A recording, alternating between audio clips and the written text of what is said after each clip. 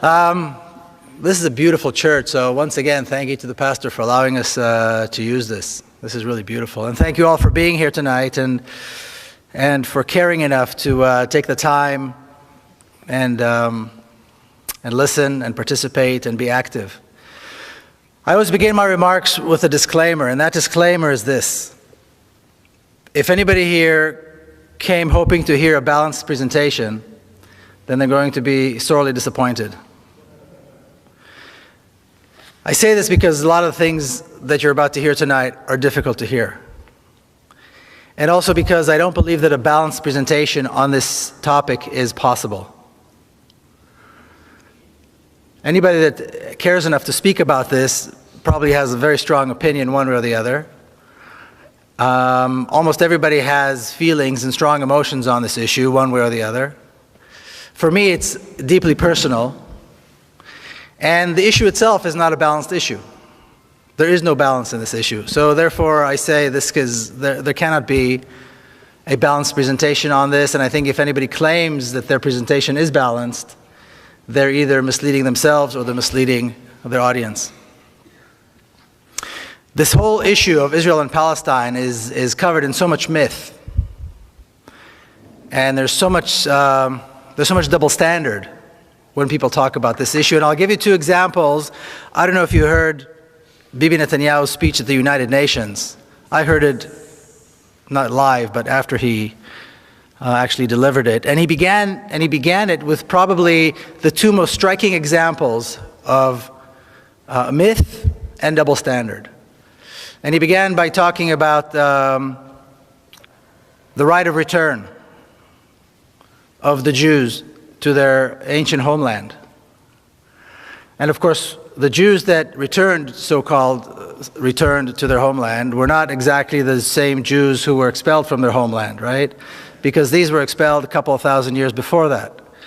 These were not their descendants either, because this has been a very long time. So these are people, the people that actually came back, so to speak, are people that claim some kind of a heritage, some kind of a connection, a relationship to the ancient Hebrews. And they claimed that they had the right to return to their homeland, and this is what Zionism was about, and this was accepted by the world as the right. They had the right to return. Now, if we talk about the right of return of one nation, you'd expect that there would be, if we accept it as a principle, then you'd expect that we'd accept it in general, across the board. Yet when people talk about the right of return of Palestinians to their homeland, suddenly a red line comes up and everybody says, no, we can't talk about the right of return of the Palestinians. This has to be taken off the table. This is not negotiable. The right of return of the Palestinians is not acceptable. What's interesting about that is that the right of return of the Palestinians, quite often we talk about the actual people who had to leave their homes. And if they had already passed away, then we're talking about their direct descendants, people who still have the keys and the deeds to their homes, and quite often can go to the very spot where a village existed, where today there might be a highway, and will point out the mosque, and will point out the well, and will point out the door to their home. Yet they do not enjoy the right to return. So obviously, this is a double standard of immense proportions. The other thing Bibi talked about right off as he started was about King David, who reigned some 3,000 years ago, and here we are today as his descendants. What's interesting is, besides the fact that there is no historical evidence that King David ever existed,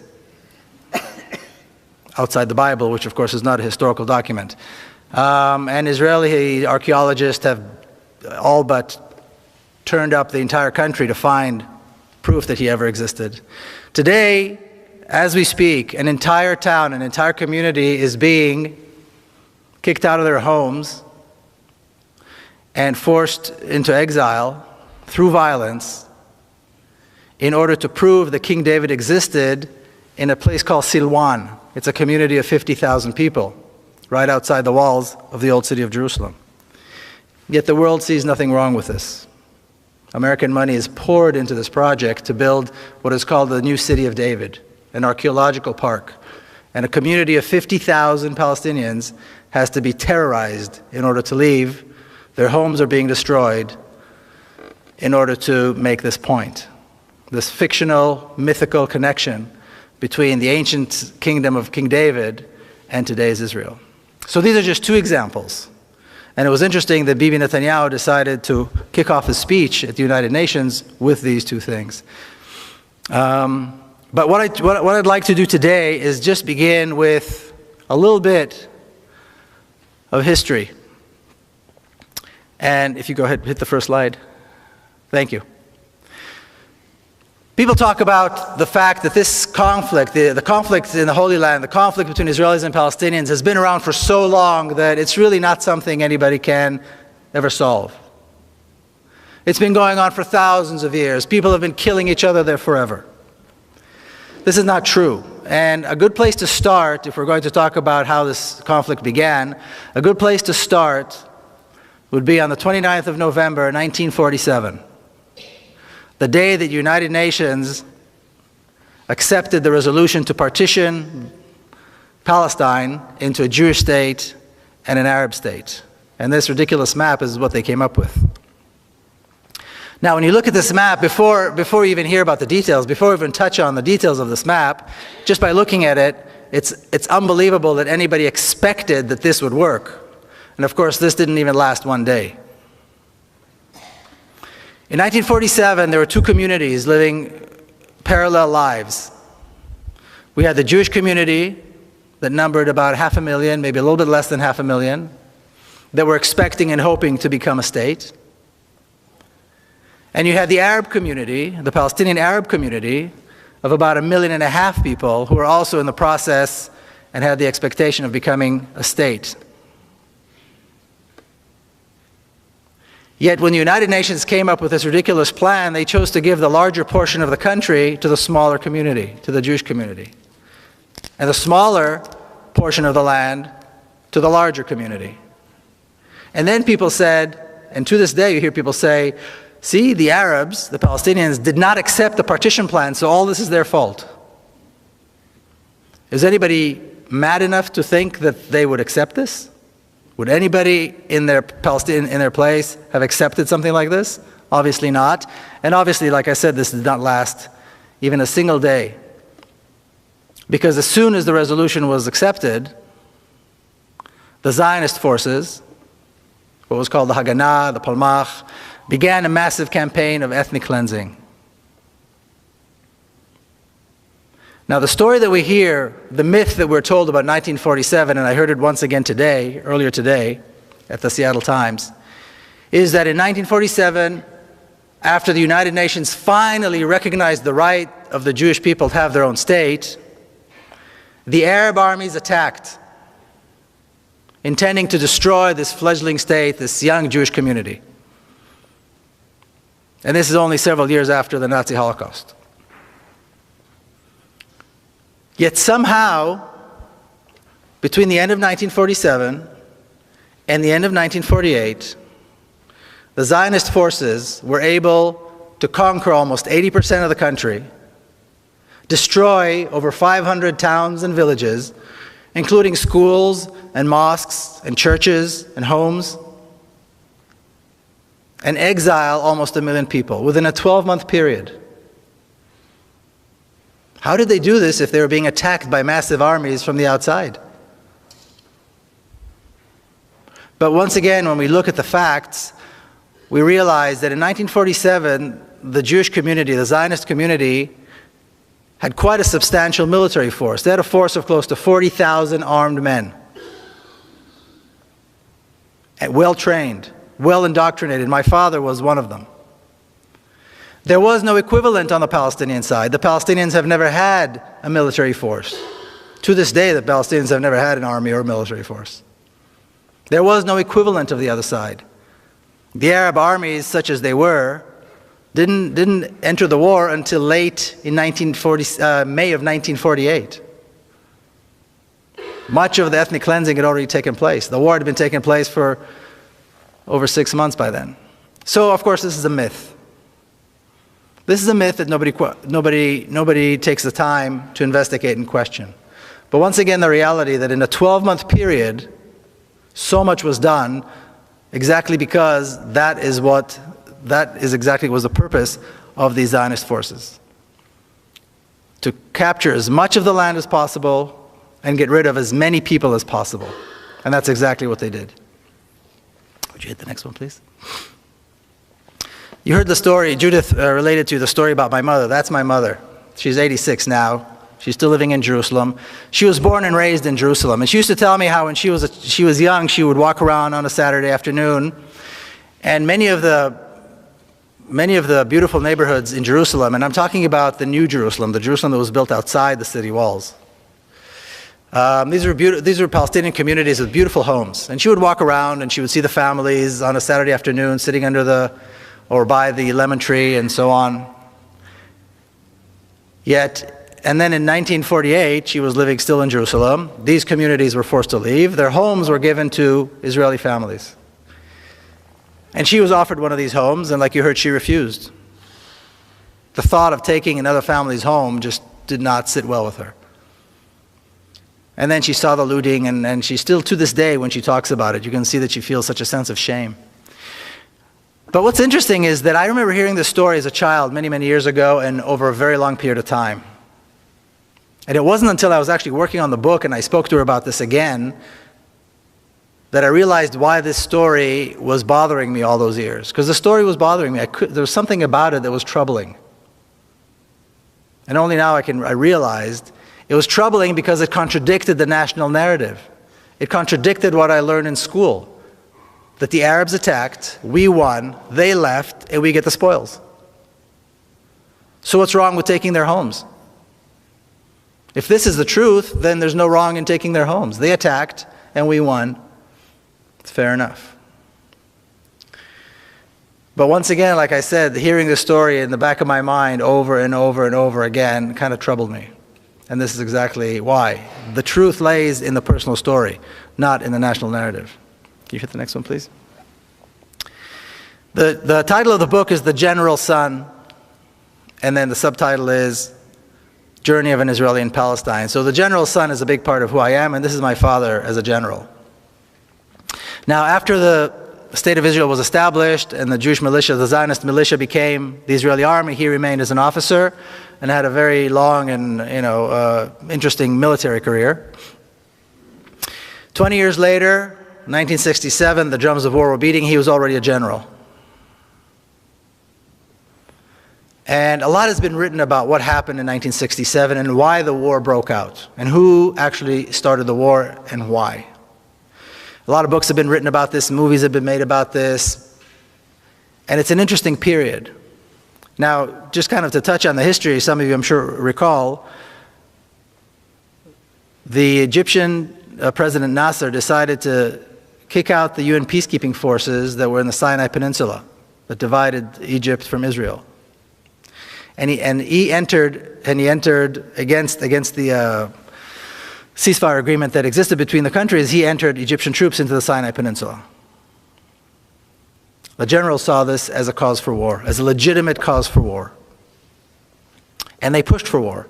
The Israeli cabinet, however, was not, they were hesitant. They were not so eager to start a war. And this tug of war began between these two groups. It was a very interesting difference between these two groups because the cabinet members were older. They were in their late 60s, early 70s, most of them. They were born in exile. They came with this whole baggage of exile, of pogroms. And this is only 25 years after the Holocaust. And they carried all this, and they were worried that a war might lead to another Holocaust. The generals, however, were in their early 40s.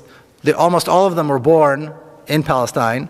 Almost all of them were members of the Zionist militia in 1948. And they were what I like to call the new Jew that the Zionists wanted to create. Full of testosterone and very assertive and willing and ready to fight. And they created the Israeli army. Well, they wanted to fight. They saw an opportunity to start another war. Now, the myth that we're told about this, or the story I should say that we're told about the 1967 war, is that once again Israel was attacked by 3 massive armies intending to destroy it. And once again, miraculously, somehow, we, the Israelis, prevailed. Because we're smarter and because we're better trained and we're more motivated, and as we heard now recently, we're somehow culturally superior as well, perhaps.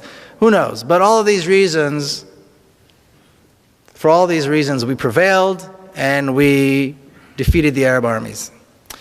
Once again, when I was working on the book, I decided to go into the Israeli army archives to learn about my father's career. Like I said, he had a very, very interesting military career. And I was interested particularly in reading the minutes of the meetings of the generals leading up to the 1967 war. Now, once again, a lot has been written about those meetings.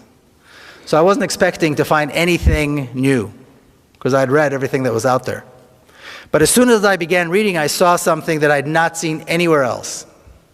My father says this, and several of the other generals say this, in their attempt to convince the cabinet to start the war. And that is that the Egyptian army is not prepared for war. And therefore, we must attack now. In fact, they said the Egyptian army needs at least 1.5 to 2 years before it will be prepared for war. So we have a tremendous opportunity now to once again, this will be the 3rd time, to destroy the Egyptian army. And the fact that the Egyptian army brought their troops into Sinai and closer to us, closer to Israel, only makes it easier for us to destroy them. Not only are they not talking about an existential threat, they're not talking about any threat. They're talking about an opportunity, a military opportunity to once again defeat the Egyptian army. So once again, the myth fizzles away. The generals, of course, won the day. The government gave them the okay to start a preemptive strike against Egypt. The Egyptian army was decimated in a couple of days. The Sinai Peninsula was conquered once again. The Gaza Strip was conquered. And the generals wanted more. The generals wanted more. They wanted the West Bank, which was a sore spot for them because in 1948 they wanted to take it. They were young commanders in 1948, and they wanted the West Bank then. But for political reasons, Israel decided not to take it. Well, here was their opportunity, and they took the West Bank. And they'd wanted the Golan Heights for a long time too, because it's high up above the Galilee, and there's lots of water there, and they took that as well. And there was a lot of ambition too. The generals, the northern commander wanted the Golan Heights, the central commander wanted, they all wanted the laurels of victory. They had no doubt that they were going to be victorious. In 6 days, the Israeli army defeated and destroyed 3 Arab armies, conquered the West Bank, the Golan Heights, the Sinai Peninsula, the Gaza Strip, killed over 15,000 Arab soldiers, at a loss of 700 soldiers to the Israeli army. 15,000 to 700, that's quite a ratio. And all this was done in 6 days as Arab armies were attacking them. Also attacked the USS Liberty and killed 34 True. 171 Americans. True. That's another one of those stories that nobody talks about, the USS Liberty, that's right. So, again, the myth fizzles away once you actually take a look at the facts. Now, my father did something very interesting. After the war was over, at the very first meeting of the generals, the very first weekly meeting, he stood up and he said, now we have an opportunity to solve the Palestinian question. We can now offer the Palestinians a state in the West Bank and Gaza. If we do this, this will be the first Arab state with which Israel will have a peace agreement. It'll be a bridge for peace agreements with the other Arab countries, since Palestine, of course, was always a central issue. And we can go on living, being the democratic Jewish state that we want it to be. And as he was saying this, a massive settlement project and an ethnic cleansing project began in the West Bank. Hundreds of thousands were thrown out. Towns and villages and cities were destroyed, and new towns were being built, and highways and so on, and infrastructure to bring Israelis into the West Bank. Just as Israel had done after 1948, destroying Palestinian towns and villages, changing the names and building towns and villages for Israelis, the same thing was done in the West Bank after 1967. For Israel, this meant the job was done. In essence, what they did was they erased Palestine off the map. I always like to show this picture. This is the victory lap. These are all the generals standing after the war, young, victorious. And in the center is Zalman Shazar, who is the president of the state of Israel. Israel has a president as kind of a symbolic figure, somebody who used to be something important in his lifetime. And you see the old generation and the new generation. And this new generation of generals is often referred to as the silver tray upon which the land of Israel was given to the Jewish people. Because from that point on, the entire land of Israel was under Jewish control for the first time after 2,000 years and only 25 years after the Holocaust. Historically, from a Zionist perspective, this is unbelievable, unprecedented. But in fact, this is what they did. Palestine was erased completely from the map, and Israel was in completely over the entire map. This was the objective, this was the name of the game. Erasing Palestine, getting rid of the people, and de-Arabizing the country. De-Arabizing the country is what was left to do. That's why when people talk about the possibility of Israel somehow giving up the West Bank for a Palestinian state, if it wasn't so sad, it would be funny. It shows a complete misunderstanding of the objective of Zionism and the Jewish state, and the Zionist state. Because conquering the land was the first objective. Getting rid of the people, and then de-Arabizing. And when I say de-Arabizing the country, this country has a 1,500-year-old history of Arab and Muslim rule. It was an Arab and a Muslim country more than it was anything else in history. So that has to be destroyed. Monuments have to be destroyed. Names have to be changed. The history has to be rewritten to connect once again King David to today's Israel. And completely disregard the fact that this is in fact an Arab country. That it is in fact in the center of the Arab world. And that in fact over half of the population are Arabs. Now, after my father retired from the military, he did something even more stunning. He dedicated the rest of his life to the creation of a Palestinian state and peace with the Palestinians in the West Bank and Gaza, and he advocated for equal rights for the Palestinians who are Israeli citizens. Two things which are yet to be achieved. Now, in the mid-1970s, the Palestinian leadership, the PLO,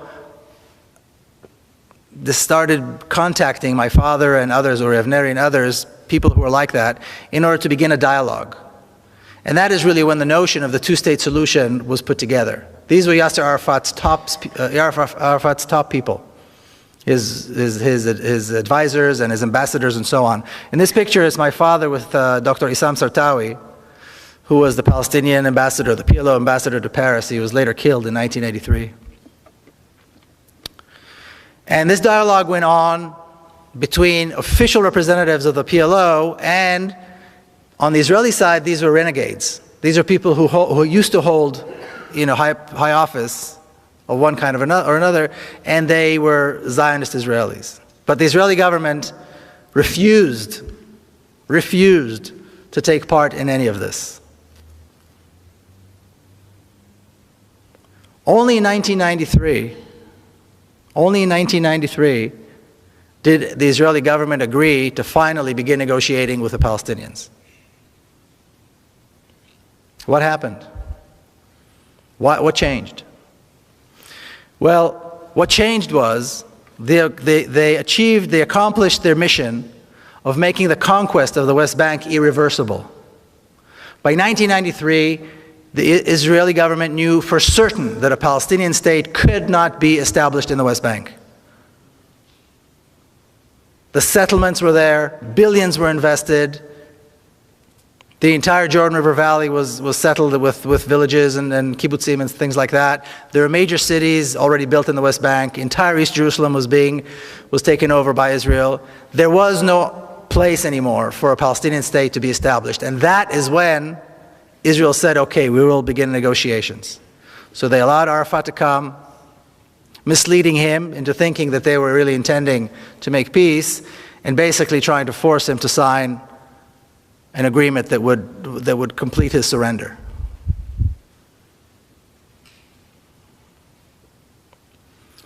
But once again, when we hear people still talking about the notion that somehow there could be an Israeli government that would give up the West Bank for a Palestinian state, like I said, if it wasn't so sad and tragic, it would be funny. Because as we look at the 65-year history of the State of Israel, it is absolutely clear that this can never happen. Now, later on in the year 2000, I'm sure you recall, President Clinton invited Barak and Arafat to Camp David to somehow solidify a peace agreement. Or so he said. What they tried to do is force Arafat once again to surrender, which he would not do. So they came out of Camp David, and President Clinton said, Arafat gave some, Barak gave more. In other words, this is Arafat's fault. And from that moment on, for the last 4 years of his life, he was vilified, and eventually Arafat died with Israeli tanks surrounding his office under siege. But the myth that we're always told is that the Palestinians are not willing to make concessions. And that is the problem. I think Mitt Romney just alluded to this as well in that little secret tape that was recorded. The problem is the Palestinians. They just don't want peace. Yasser Arafat was willing to give up almost 80% of his homeland and the right of the Palestinian refugees to return to their homeland and be compensated, all for the sake of peace. What he wouldn't do is he wouldn't go less than 20%. He wouldn't give up the West Bank and the Gaza. That he couldn't do. They want him to give up even more. They want him to sign a surrender agreement, and he wouldn't. It's not the Palestinians that aren't willing to make concessions. It's Israel that's incapable of making concessions, because concessions on the land are impossible from a Zionist perspective. The whole name of the game is taking the land and making it ours. And this is exactly the process that took place. Please. Now, once again, like I said, the book goes in and out of my own personal family history and the history of the State of Israel and how the two are related. This is a picture of my niece, Madar. And on September the 4th, 1997, she was killed. 2 young Palestinians blew themselves up in Jerusalem, took their own lives, and the lives of several Israelis, including her. She was 13 years old. So when a 13-year-old little girl that you know and love gets killed like this, you don't really know what to do. You don't know what to think, you don't know what to feel, you don't know how you're going to get back to life after that. Now, she was a granddaughter of a famous general, so this was big news. On top of that, she was also the granddaughter of Mr. Peace with Palestine. And now look what they did to him. Look what they did to his granddaughter. My father had already passed away by then. So this was big news. And when I landed, when I arrived in Jerusalem, my sister's house, on the ground, I saw the morning paper, and on the front page it already said the granddaughter of General Peled was killed by Palestinians. And my sister's apartment was packed with mourners, of course, people who came to express their sorrow, but also reporters, endless stream of reporters. And after the funeral, she came out to greet and see everybody. She said 2 things that put me on a path, and I think it put her on a path, and many of us kind of helped us to wrap our heads around this unspeakable tragedy. The first thing she was asked, of course, is about revenge and retaliation. And the comment that she made was, no real mother would want this to happen to another mother. Don't talk to me about revenge. Motherhood is a uniting force. It cuts through religion. It cuts through any differences that might exist between us. And if she's anything above all, she is a mother. She's got 3 other boys, wonderful boys. And the second thing she said was, my government is responsible. My government brought these 2 young men to such a level of despair that they would take their own lives and take the lives of other innocent people, including a 13-year-old girl. The brutal oppression under which the Palestinians have to live because of us is the cause of this. That is why this is happening. If we want this to happen, we have to lift the oppression. As long as Palestinians are denied hope, and denied freedom, and denied water, and denied their land and their homes, this will continue to happen. I point a finger at my own government. And interestingly enough, Bibi Netanyahu, who's today Prime Minister, was Prime Minister then as well. He also used to be a close personal friend of my sister because they went to school together in Jerusalem. That's a whole other side story. So then I came back, the 7 days of mourning that we Jews keep, were over, and I had to come back. I lived here in America already, and you have to go to work the next day, and how do you do this? But somehow what my sister said put me on a path, and I decided, okay, it's time to do something. Because she became very outspoken. And her husband, Rami, became very outspoken, as some of you, I think, know, some of you have heard him here, about the need for reconciliation and the need to allow the Palestinians their rights and freedoms. I was lucky enough that in San Diego I met a group of people. It was a Jewish-Palestinian dialogue group. It took me some time to find them, and it took me some time to understand what I was going to do. And what was interesting was, I was 39 years old. I was here in the United States. And that was the very first time I ever met Palestinians. I grew up in Jerusalem. I was born and raised in Jerusalem, a mixed city. The first time I ever sat with Palestinians in a normal setting as completely equal people was here in the United States. Because even though Jerusalem is, so-called united and so on, it's completely segregated. So an Israeli boy does not meet Palestinians. I mean, you might see them doing landscaping or, washing dishes. And then I began hearing all these stories that I'd never heard before. This was a dialogue group, so it was not about, accusing or arguing. Everybody told their story. And I'm sitting with Palestinians, and they're telling me about forced exile and about massacres and all these things that we don't do. We Israelis don't do these things. We're a moral people. We're a moral army. We've made mistakes. We're not perfect. But basically, we don't do these things. And my good fortune was that I was around a group of people, mostly Palestinians, who helped me go through this transformation. It's like learning, it's like having your teeth pulled out without anesthesia. It's so painful. You suddenly learn that everything you know is not true. And coming from my background with my family history, that was very painful.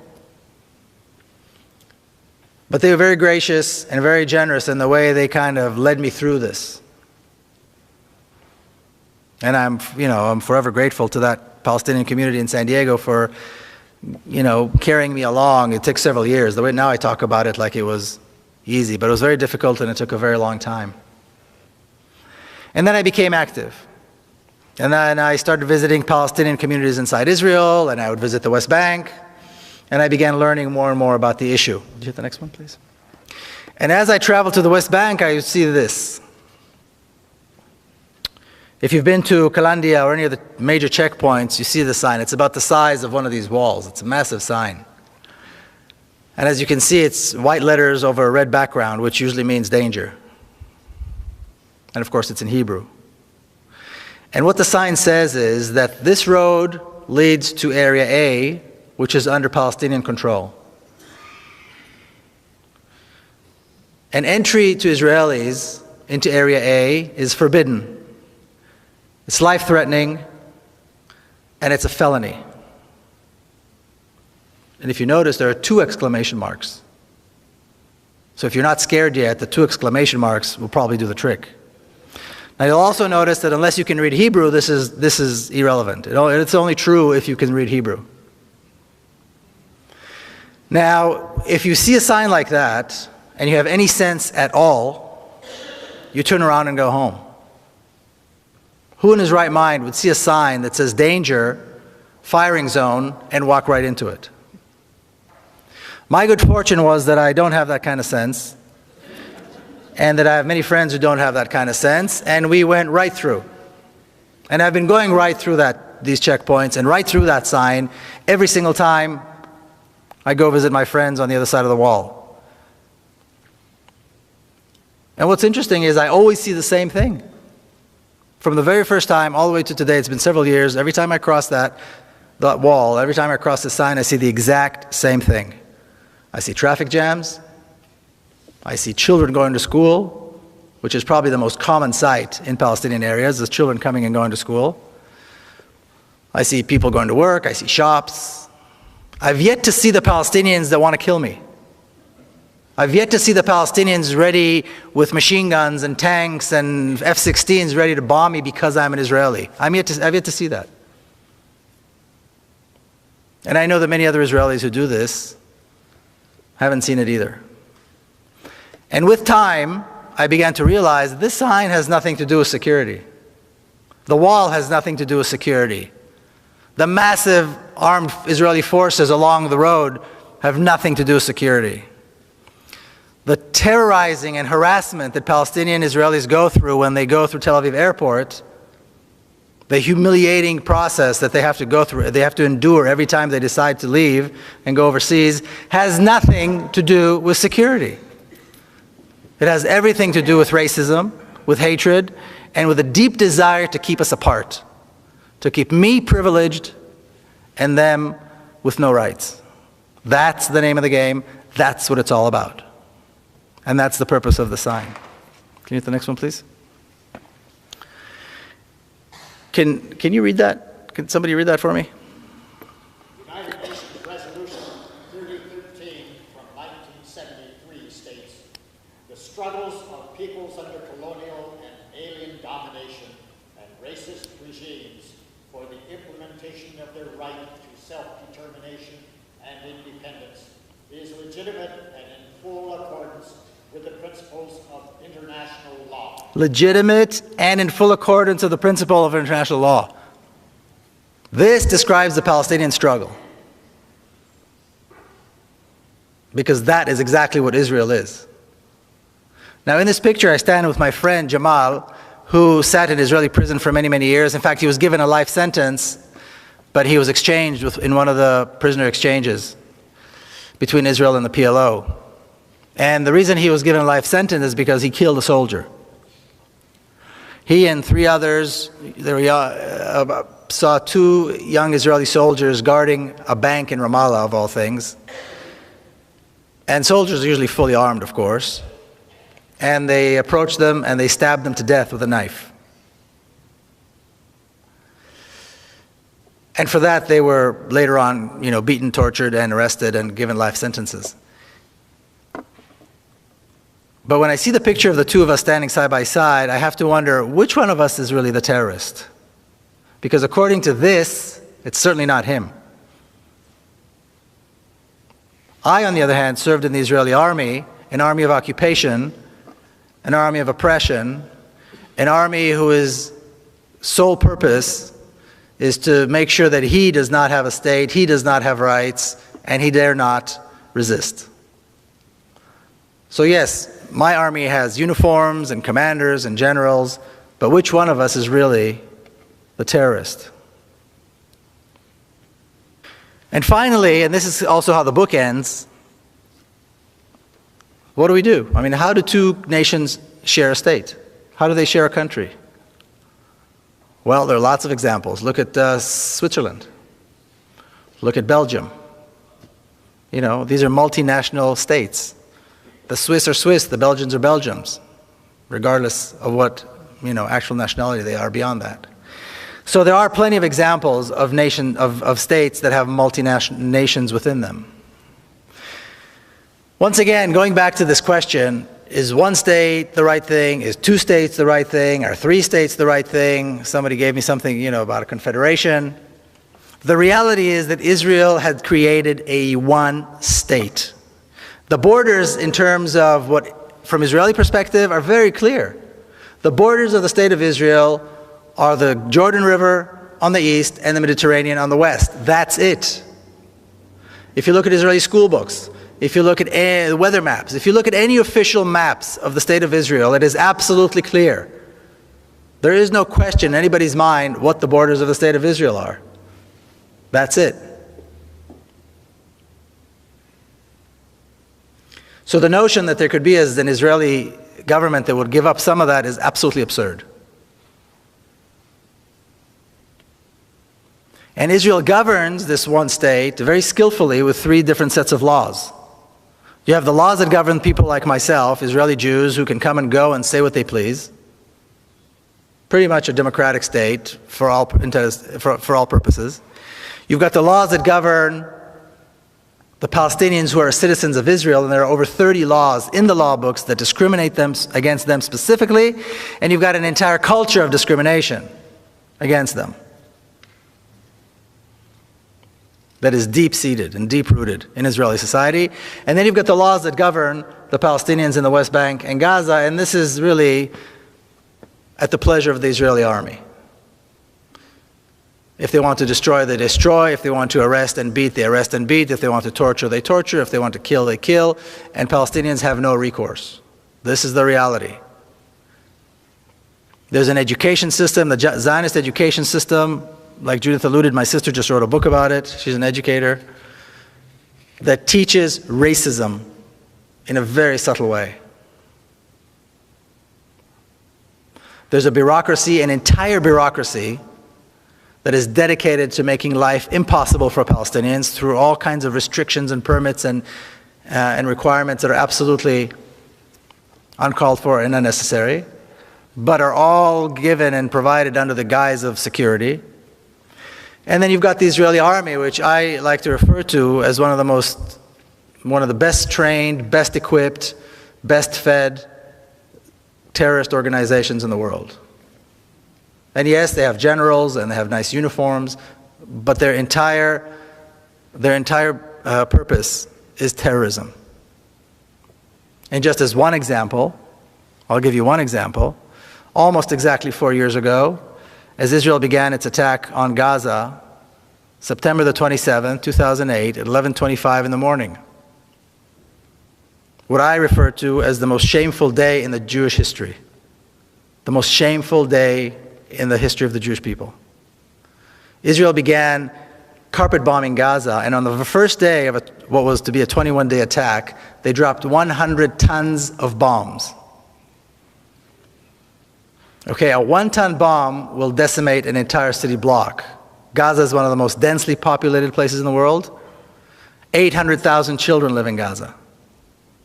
11:25 is exactly the time when the morning school shift and the afternoon school shift change. So all the kids are in the streets. All the children are on the streets. That was the moment decided by the decision makers in Israel to begin the attack. This was the first day of a 21-day slaughter that had absolutely no justification. If that's not terrorism, I don't know what is. And this is how the state of Israel manages to control the different populations and somehow still keep up this very sweet, liberal kind of face to everything. But we still have to figure out how we go from here. Well, let's look at what happened in South Africa. They got rid of apartheid. That is the example. What did they do in America? They had got rid of the racist laws that existed in the South. Did the whites in South Africa want this, like this? Absolutely not. Did the whites in the southern states in America, here in the United States, want this or like this? No. It was not done by consensus. But Zionism, just like racism, has to go. The Zionist state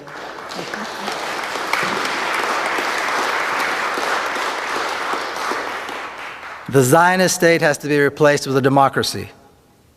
Equal rights. We have 5.5 million Palestinians, about 6.5 million Israelis.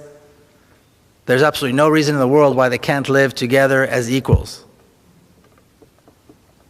Now, often when Jewish people hear this, especially if they support Zionism and support the state of Israel, they go, see, you're talking about genocide. You're talking about another Holocaust. That's just an excuse. There's no reason to assume this is going to be violent. There's no reason for a transfer of power to be violent. Evil dictatorships can be, and evil regimes can be replaced by democracies without violence. It's happened before. There's no reason why it won't happen again. I just heard this thing today about the vast differences between Israelis and Palestinians, cultural differences, the cultural superiority of the Israelis. I've never heard such nonsense in my life. The two societies could not be more similar. Their languages are similar. Their religions are similar. More than half Israelis, more than half of all Israelis are descendants of people who came from the Middle East. They're descendants of Arab Jews who came from Iraq, who came from North Africa, who came from Yemen. Arab culture is part of who they are. When Baghdad was being bombed, you had old Arab Jews from Baghdad in Israel crying that their city is being bombed. There are no differences. And the likelihood of both populations seeing their common cause and seeing their common goals as outweighing any differences that might exist between them is far greater than anything else. And then young Palestinians and young Israelis can grow up and have a future and live in a real democracy and do great things because this is a beautiful country. And it's got a lot of possibilities. So the name of the game has to be democracy and equal rights, not anything else. All right, thank you all very much. The first one was, is the sale and purchase of land a viable function, and does it follow the rule of law? I'm assuming that means for Palestinians. And then, does Israel use the right of eminent domain, or is the land seized with no legal process? How strong is the opposition within Israel to what appears to be an impending attack on Iran by Israel? That's 3 questions, okay? Let's do one more. One more, okay. Is Bibi really serious about attacking Iran, or is this a sideshow in order to avoid dealing with the Palestinians? Okay. I'm saying I'm no legal expert, so I don't really know about this eminent domain and sale of land and so on. So I'm not sure how to. I will say this, and I don't know if it answers the question or not, but in Israel, the land is all owned by the state. So in essence, there's no private property. When you buy land, you're actually leasing it from the state. So, and every 49 years, you have to lease it again for either 49 years or 99 years. That's kind of how that works. So what they try to do, like after 1948, they passed a law that meant that all of the absentee property is the property of the people who were thrown out and then left as absentees, they were absent somehow. The law passed that made it permissible for the state to take over the land. Then they passed another law that made it illegal for the Palestinian refugees to return and claim their land. So that's how that works. I don't know if that answers the question, but like I said, I'm no legal scholar. Is there opposition in Israel to an attack? You know, and is Bibi serious about the attack? The whole Iran issue, in my opinion anyway, is a smokescreen. It was designed very cleverly, and it's used very cleverly by Netanyahu and his government to shift everybody's attention from Palestine to some other fictional threat. And it's been very successful. I mean, the United Nations General Assembly, nobody talked about Palestine. You know, everything was about Iran, the threat on Iran, attack Iran, the bomb Iran, don't bomb Iran. Thousands of political prisoners in violation of international law sit in Israeli prisons. Palestinian children get less water than Israeli children. Palestinians are kicked off their homes and their land is being taken and their towns are being destroyed every single day. People are being killed, shot and killed in nonviolent protests in the West Bank every single week. How can you talk about this nonsense, though, when there's a threat of an the Iranian nuclear threat?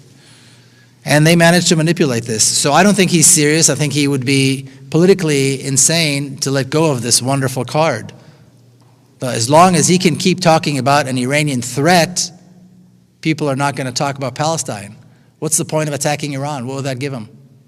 Politically, it gives him nothing. Militarily, it gives him nothing, because there is no threat. And then he's going to have a problem. This way, he's got this issue, he's had it for several years, and I don't think he'll give it up. So I don't think he's serious about it. That's not to say that there is no possibility that something might happen, but I can't imagine that he would do that. And you know, people in Israel are basically scared. I mean, what do people know? People know what they read, what they hear in the paper. Every day, the headline, somebody says something about Iran. The defense minister decided to say, just a few weeks ago, and the defense minister goes back and forth, supporting it and being against it, and supporting it and being against it. And so a few weeks ago, there was a headline saying, quoting him as saying, that the blade that rests on our necks now is even sharper and more dangerous than the threat of 1967.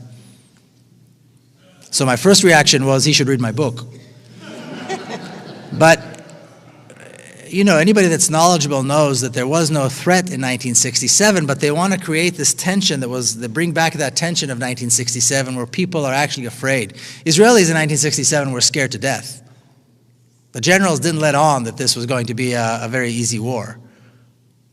You know, people were actually afraid that there would be another Holocaust. And they're creating this fear again so that they can continue to talk about this threat. So I don't think it's a real threat, and I don't think Bibi would attack, because it's too good of a political card to give up. More questions? Yeah. Okay. Do you think a one-state solution will work, given that 60 to 70% of Israeli Jews and Israeli Arabs and Palestinians do not favor a one-state solution? How do you make this happen? That's one question, okay? Okay. Well, and the second one is similar, so I won't read it. Where did this land-grabbing, this is a biggie, racist Zionist philosophy come from? And where did the suicide bomber phenomenon come from? And... Whoa, let me write this down. And how could you live your whole life in Israel, serve in the military, and not see what you now see? Oh, easy. Okay. Is that three good ones? Yeah, that's good. Okay. Yeah. Well, I don't know that such a large number of Palestinians don't want this two-state solution. I talk to a lot of Palestinians, and I haven't done any statistics, but a lot of Palestinians that I talk to realize and see no problem with it. So I don't think there's going to be that big of an opposition on the Palestinian side to this at all. There will be opposition, of course, on the Israeli side, because when you're privileged, you don't want to give up your privileges. You know, we, the Israeli Jews, are privileged in this society. And the privileges that are given to us by the state are part of the attempt to set us apart from the Palestinians. So if I break the law in Hebron, and a Palestinian breaks the exact same law in the exact same spot, the laws that govern the state of Israel, which are, regular, conventional law, applies to me. Israeli military law applies to the Palestinian. If I participate, or I should say when I participate in protests in the West Bank and I get arrested, everybody knows how it's going to end. I go home at the end of the day. I might get roughed up a little bit, whatever, but at the end of the day, everybody knows I go home. Because I'm an Israeli Jew. Palestinian that gets arrested will be beaten, will be tortured, and will be kept in prison as long as the local commander wants him in prison. It could be a day, it could be a week, it could be a month, it could be a year, without charges and without a trial. And then 6 months later, I get a letter from the police saying that the case was closed because of something, some technicality. So Israelis are not going to want to give up this privilege, but I think whites in South Africa didn't want to give up their privilege, and whites in America didn't want to give up their privilege either, but they're going to have to. Things like this are not done as a result of a consensus. That's why there are pressures. That's why there's BDS. That's why there's a non-violent resistance. That's why we have events like this.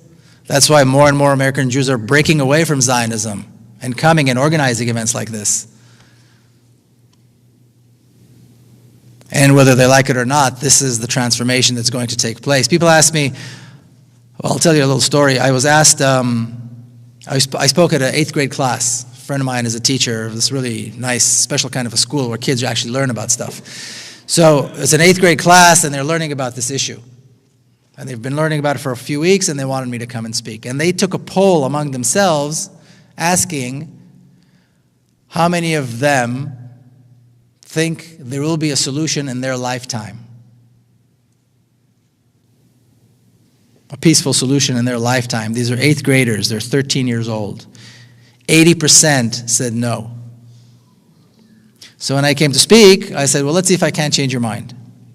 Because it's all a question of what you know. And I explained to them about the similarities about the societies and all the possibilities that exist once the state of Israel is transformed into a democracy. If I didn't think this was possible in my lifetime, I wouldn't be doing this.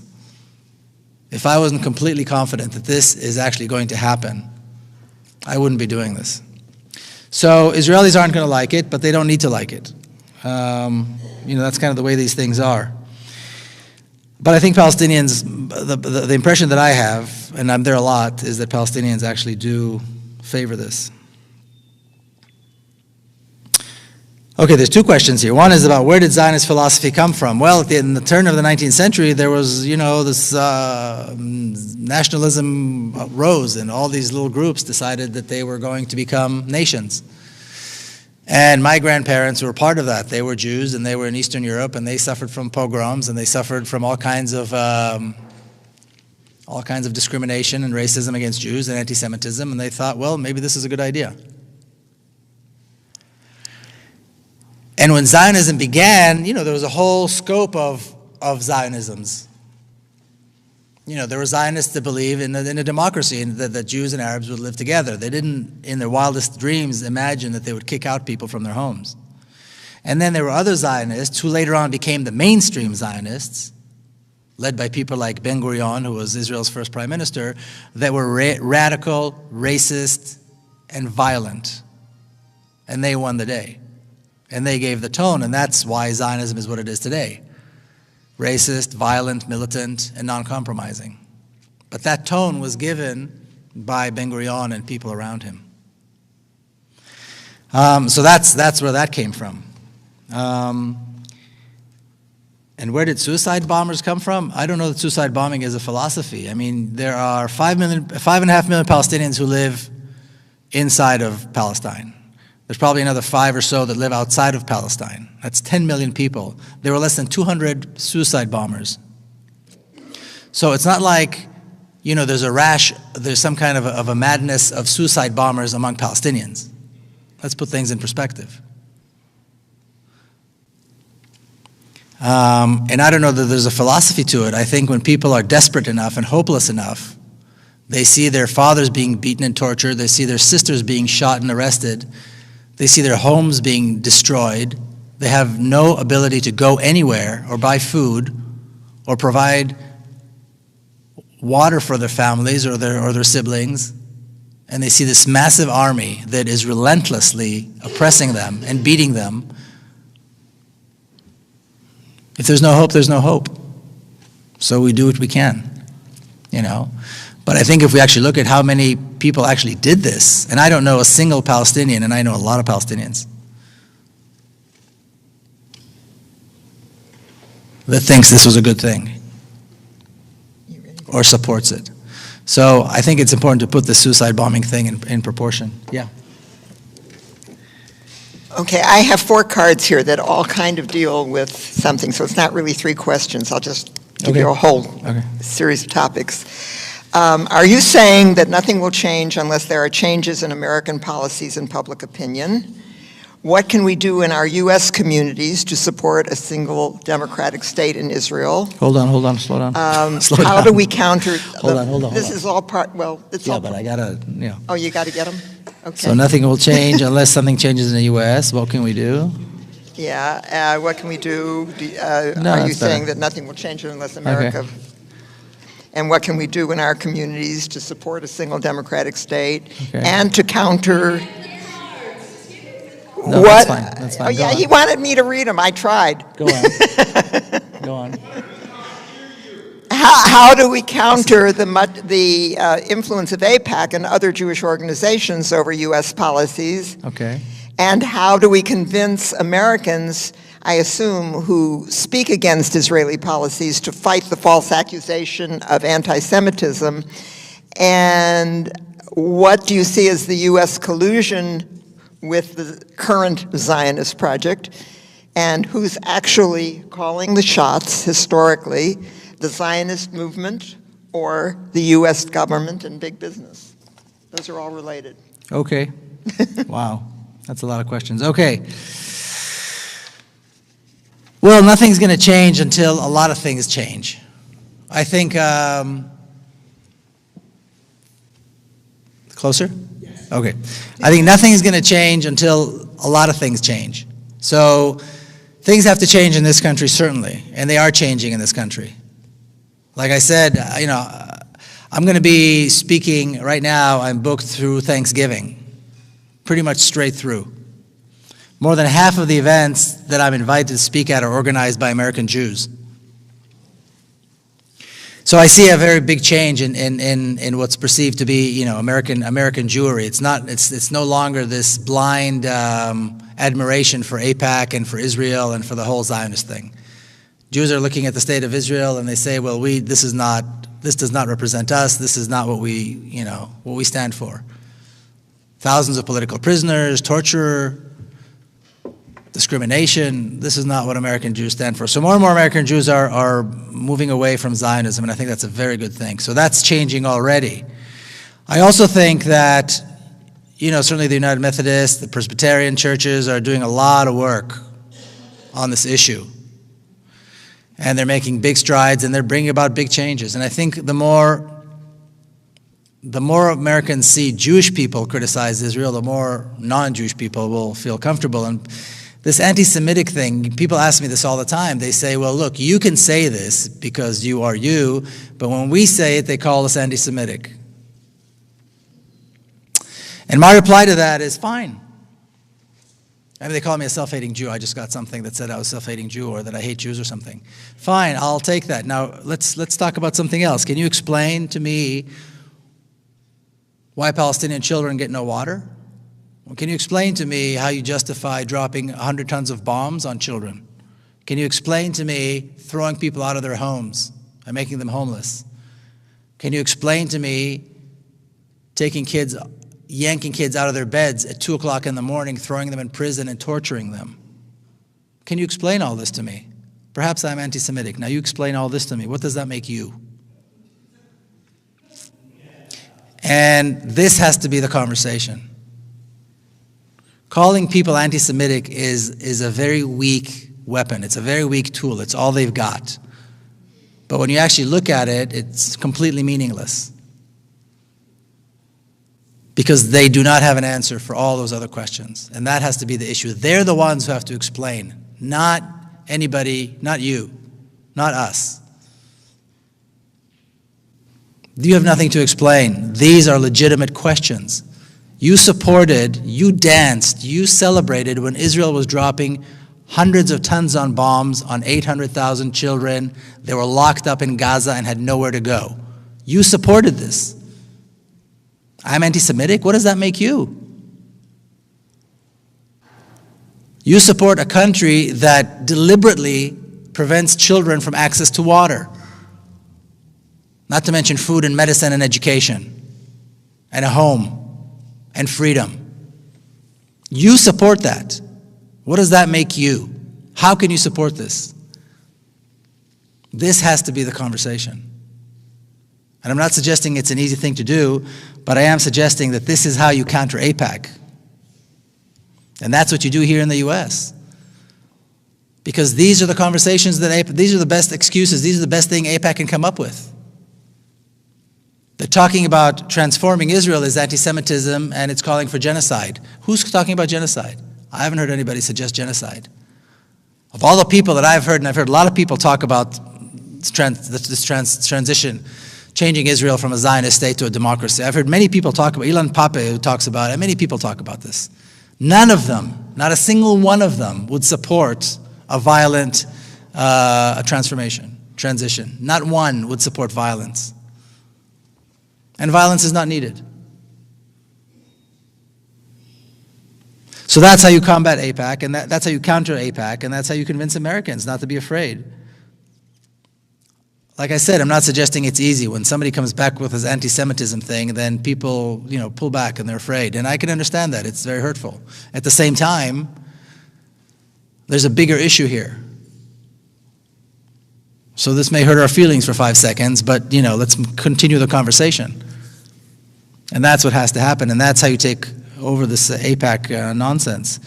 The collision with Zionism is inevitable. Was it collision or collusion?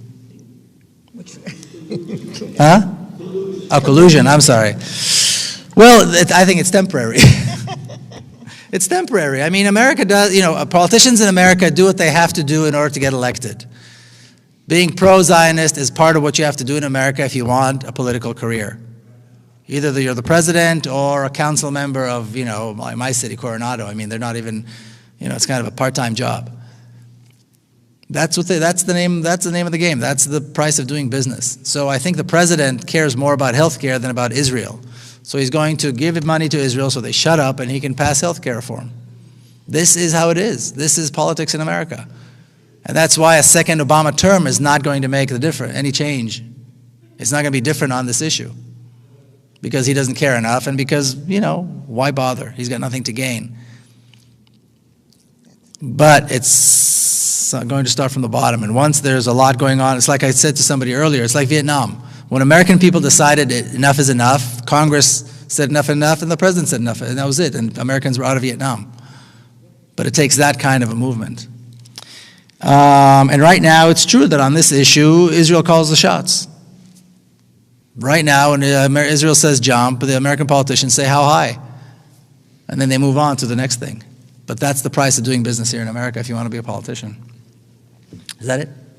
I have one more question. How has your book been received in Israel?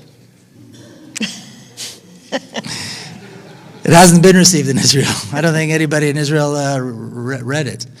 I've had several speaking events and I've had a couple of book launches, but they were all on the other side. One was in East Jerusalem, one was in Ramallah, and so on. And so Israel ignores this completely, and that may change. I don't know, but I haven't had any response one way or the other from anybody in Israel about the book.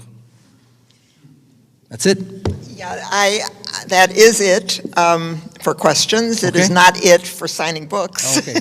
Yes, we need to give this man an incredible amount of applause.